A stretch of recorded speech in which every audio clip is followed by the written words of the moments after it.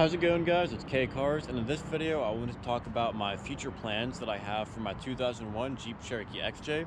So I know that I haven't really been doing too many things to this Jeep recently, but we actually do have a few things planned that are actually coming up here in the short term, and then I also have a few long-term plans that I'm going to talk about with this thing as well. So first off, I know a lot of you guys have actually been commenting about this, and that's actually the bumper end caps here. So the front ones are actually very faded. We can go ahead and take a look at those first right here.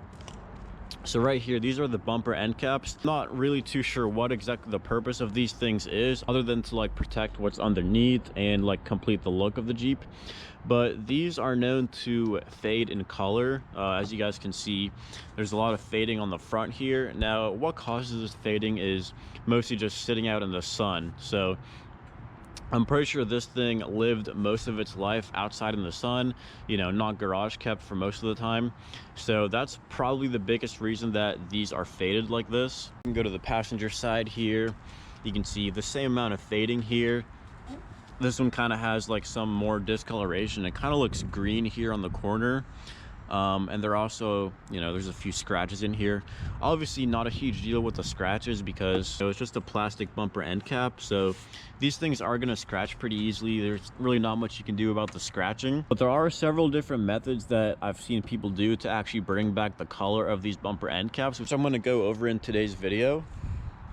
And then if we move over to the back here, rear bumper end caps are not as bad as the front over there, but they are faded as well, and they also are scratched a little bit. So we can see here there's a few scratches here, and there's a lot of fading here too, as well as some discoloration here. And I think this little, like where it's kind of whitish here, I think that's actually from whenever I ceramic coated this Jeep. If you guys want to see that video, it's a few months back. But I believe the ceramic coating that I used, it actually left like a kind of like a white mark on this bumper end cap here. If you look at the door handle, it kind of did the same thing right there and right there. Same thing with the front door handle there. So I think that's what the white discoloration is on these bumper end caps as well. Now, since these are plastic, they do discolor a little bit more easily than, you know, like a metal part would. So that's definitely one disadvantage of having these plastic bumper end caps. You guys know my goal with this Jeep is to keep it mostly stock and just restore it to make it clean and keep it clean. Obviously, it's not going to be completely stock. As you guys can see, it has a lift kit, wheels, and tires on it. But for the most part, other than the lift, wheels, and tires, I do want to keep it mostly stock and OEM and keep all the OEM and stock components on it, which is why I do want to keep these bumper end caps on here. Now, I know a lot of people have been talking about like different methods that they have used to bring back the color, or some people just get rid of these completely and do like the, I think it's called the cut and fold, where basically you take off this whole bumper end cap, cut off the rear lower quarter panel, and then just like fold it up so there's like nothing here at all. If you look underneath this bumper end cap in the rear, this is where the rear lower quarter panel is. So this piece right here is actually known to rust a lot on these old Jeeps, and I actually got this whole piece repaired and replaced. Same thing on the passenger side right here. You guys can see that rear lower quarter panel right there. So that's also one thing that people do if their rear lower quarter panels are rusted away, like mine were. But like I said, I do want to keep this thing mostly OEM in stock, so I did not choose to do the cut and fold method with these things. And I also did want to keep the plastic bumper end caps on here. So those are a few reasons why I chose not to do the cut and fold method, to completely get rid of the end caps and also prevent any future rust from happening on the rear lower quarter panels. And of course, there are many advantages to doing the cut and fold method. Of course, if you do that, you're gonna have a better angle here. You're gonna have more space if you're doing like some kind of rock crawling or a serious off-roading where you need that extra clearance right here. So there definitely are advantages of using that method, but I don't really do any kind of like serious off-roading or rock crawling with this Jeep here.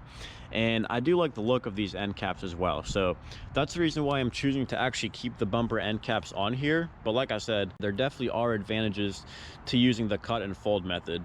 Now, something else that people have told me, and this is probably a pretty common solution to these faded end caps, is actually like a torch or a heat gun. Basically, if you like hold up a torch or a heat gun and kind of like lightly go over these bumper end caps with a torch or a heat gun like that, then it's supposed to bring back the color. But one thing that I've heard with that method, you know, it definitely does work, but I've heard that it can be short term, so it's not like a permanent fix or anything. And then it can also make the plastic brittle, and that can also lead to cracking. So obviously I don't want these things to crack. Then one other thing that I've heard is that using a torch or a heat gun can actually melt these things if you don't do it properly. So obviously using a heat gun or a torch is probably the easiest way to bring back the color of these faded bumper end caps. But then again, that method is more of a short-term fix, and there are a few consequences if you do it wrong. Like I said, cracking, it can make them brittle or melt. So those are the reasons why I don't want to use the torch or the heat gun method to bring back the coloration of the plastic bumper end caps. Then something else, this is also probably pretty common, is just to paint over them. So obviously you could take these off, or if you don't want to take them off, just probably like mask off the body here. And then some people use, like, I think it's called a rhino liner, and just paint the whole bumper end cap like that. Or you can just paint it black with just like regular black spray paint. Or I believe there is a special kind of spray paint for like plastic parts or like trim pieces that people use. So of course that's also a very good option if you just want to paint it and just get it over with that way. And then another thing that I've heard is that, I think it's called Cerakote. It's this kind of like ceramic coating for plastic trim pieces. You basically apply it onto your bumper end cap right here, and it works like a ceramic coating. It basically, I guess it turns everything black somehow. Since it is a ceramic coating, it also protects it from the sunlight and UV rays. So that's definitely a good option, and that's one of the options that I also considered strongly. The Cerakote wipes aren't even that expensive. I believe you can get a pack of 15 for like 20 bucks maybe, and I think even Walmart carries that stuff. Those are all good options to bring back your faded bumper end caps, but the option that I'm gonna go with is to actually just replace them with brand new bumper end caps. So I figured now that my Jeep is garage kept, I don't have to worry about like sunlight or UV rays constantly hitting these bumper end caps and fading them away. So I figured just getting brand new bumper end caps would be the best way for me to go. And the reason why I didn't just want to spray paint them is because these things are not actually completely black. I believe they're actually supposed to match the bumper right here, which you guys can see is not completely black. It's more of like a dark gray color. So I felt like if I would have painted these black or any kind of color, it wouldn't really have that OEM look that I'm looking for. Of course it would match like the wheels and tires and stuff, but having the bumper end caps completely black just wouldn't give it that completely stock OEM look, which is of course what I'm going for. Of course I also did consider doing the Cerakote ceramic coating wipes and just wiping them off like that. I kind of feel like that might have been a short-term solution as well, and I kind of figured that, you know, the discoloration and fading would just come back if all you're doing is just wiping it with a ceramic coating wipe. So I'm not sure how that stuff actually works. I don't know if it just like covers up the whole plastic piece or how it actually works. Yeah, I kind of felt like that would have been more of a short-term solution as well. Yeah, I just felt like replacing the whole bumper end caps with brand new ones would be the best way for me to go about doing this. Now, if you guys also have lifted Jeeps with bigger off-road tires, then one thing you're gonna have to keep in mind with these front bumper end caps is that you're most likely gonna have to trim right over here, like I have right here. I have 31-inch mud tires on this thing right now, and whenever I turn, it still kind of rubs, but it rubs the mud flaps right here, right behind the tire. So I don't believe that it actually rubs in the front here anymore. So whenever I do get new ones, that's something that I'm gonna have to make sure that I do again, because of course I don't want it to hit my tire every time I turn. So I will admit, replacing these front bumper end caps can be a pretty big pain. I have done it one time. I took these things off to install these tow hooks right over here. It was a pretty difficult process just because of how little room there is underneath these things. You have to basically unplug like the fog lights, a few other things, and then peel back this fender liner right here. And once you do that, there's like an 8mm bolt all the way up here that's pretty difficult to actually access. So once I actually get to installing these things, I will definitely be posting a video tutorial on how to actually do that. I do have a video tutorial on installing these tow hooks if you guys want to check that out as well. Now when it comes to the rear bumper end caps, these are much more straightforward to actually take off and replace. First thing you got to do is just remove this top screw that holds in the mud flap, and then the only other thing that you have to do is unscrew this little bolt right here that attaches it to the rear bumper. And then if you guys have this little screw all the way right over here, then that's the last thing that you would have to take off. Now at first, whenever I got this Jeep, it did not have this screw because this metal part, this rear wheel recorder panel here, actually did not exist, so I just didn't have anything to attach it to down below. But like I said, I got that replaced, and now I do have a screw right there. So once you remove all 3 of those screws and bolts, it literally just slides off like that. There's a little bracket right here that holds it on, and that's what it uses to slide on and off. Rear is definitely more straightforward than the front. That also brings me to the next thing that I wanted to talk about in this video, which is the rear bumper. So let's go ahead and take a look at what this thing here actually looks like. I will admit, this rear bumper is basically the only spot that's left on this Jeep that has like bad rust on it. If you can see right here, it's kind of bubbling up right there. There's a huge scratch in it right there. Bunch of more like bubbled up rust right over here. And then this thing, I feel like I could definitely just poke that right out. It's definitely falling apart. And then here, yeah, I'm kind of scared to even touch that right there. Right there is a pretty bad spot. And yeah, right over here. And whenever I did get the rear wheel recorder panels fixed up, the guy that did it told me that there's a huge rust patch underneath this bumper end cap right here on the actual bumper itself. So getting the rear bumper replaced is definitely on my list of things to do. And as you guys already know, my plan with this Jeep is just to go for that stock OEM look. So we are going to be replacing it with just a stock OEM bumper. Along with the bumper, we're also going to be replacing the 2 rear bumper brackets as well. So those things can be pretty rusty as well. We can take a look under here and see if we can actually get a good look at them right there. Not sure how well it's going to show up on camera, but as you can see right there, that's one of the bumper brackets. It's pretty rusty. And if I can show you guys, yeah, I don't know how well it's going to show up, but that's the inside of the actual bumper itself. So there we go. That's basically the only part on this Jeep that's still like visibly rusty. It's basically the only part that, you know, you can actually see the rust on when you're looking at it from the outside. So I told you guys that I am planning on doing a stock OEM rear bumper. Now one downside to that is that Mopar actually discontinued making these Jeep rear bumpers. So I believe that the only actual company that makes rear bumpers that are actually stock and OEM for these Jeeps is Crown Automotive, and there's also one more, I think it's called Sherman. I'm not really too familiar with that brand, but I know Crown Automotive makes a whole bunch of stock OEM parts for these Jeeps. So that's probably the one that we're going to end up going with, and they also have the rear bumper brackets to go along with that as well. Now altogether, I think the rear bumper along with the bumper brackets is like 130 bucks maybe on Summit Racing or Quadratech. And then the bumper end caps front and rear, I think those are about $80 for all 4 bumper end caps. So really not too bad for all these things that we're planning on doing here.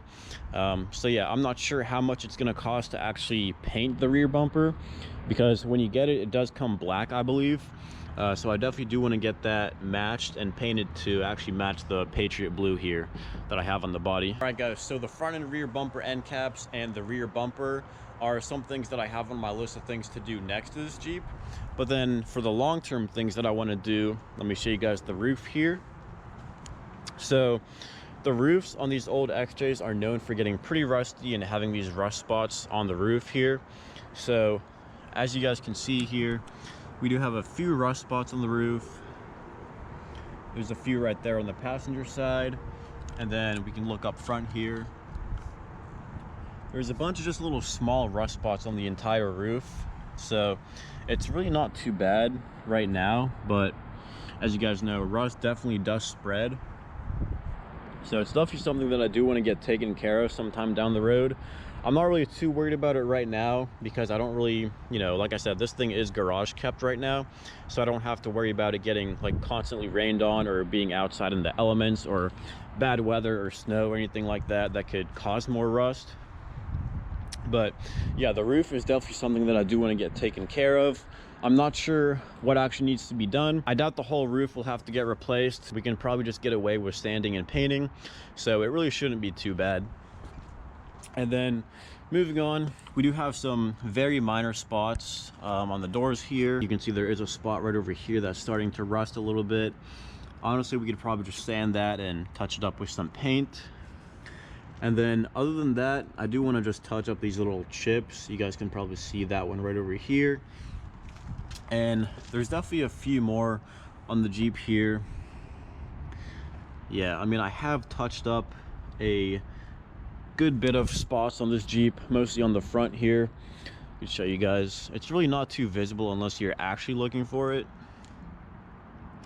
Not sure how well these spots are gonna come up on camera, but like right over here, right there, right there, right there. There's a bunch more on the front, but yeah, I mean, other than that, there's really not too many other spots that are rusty, at least on the outside of the Jeep. If we do look underneath, I did get this Jeep descaled as well as undercoated. I'm not really sure if that's the actual rust coming back or if that's just the color it is because it used to have rust. It definitely looks a lot better than how it used to look before I got it descaled and undercoated. But I know some people do use like the rubberized undercoating to just make it look black and make it look a lot better that way. I have heard that using the rubberized undercoating can actually cause more rust, and it can actually trap in the moisture underneath the undercoating and just cause it to rust where you can't even see it. So that's probably not something that I would want to do. I think I'm just going to stick to fluid film because I've heard it is one of the best undercoatings and one of the most effective as well. So guys, those are the future plans that I have here with my Jeep Cherokee XJ. Of course, in addition to all those things, I'm still going to have to keep up with regular maintenance as well as any repairs that come up. As you guys know, I recently did have to replace a bunch of the cooling parts, and this Jeep definitely runs a whole lot better now. Whenever I drove it back from the shop that day that I picked it up, it was about 100 degrees outside, and my Jeep was running right under 210 the entire time. And we also did replace the electric fan, so anytime it did go above 210, that fan kicked on and cooled it right down. So I'm definitely really happy with how this Jeep runs right now. There's pretty much no issues right now with this thing, like at all.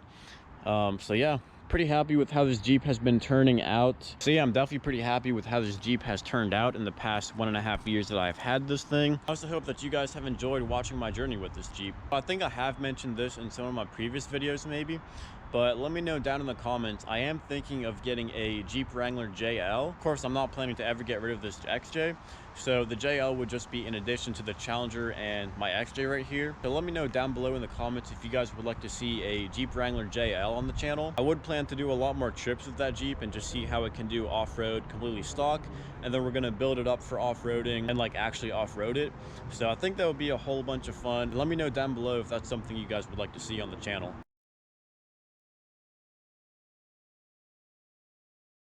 But yeah guys, that's gonna do it for this video. If there's anything else that you guys think I should do to my Jeep, definitely drop that down in the comments below. And if you guys have any questions or comments, definitely drop those down below in the comments as well. If you guys have any video suggestions for videos you'd like to see in the future, make sure to drop those down below in the comments also. And if you guys liked this video or found it entertaining, make sure to like, comment, and subscribe. And as always, thanks for watching.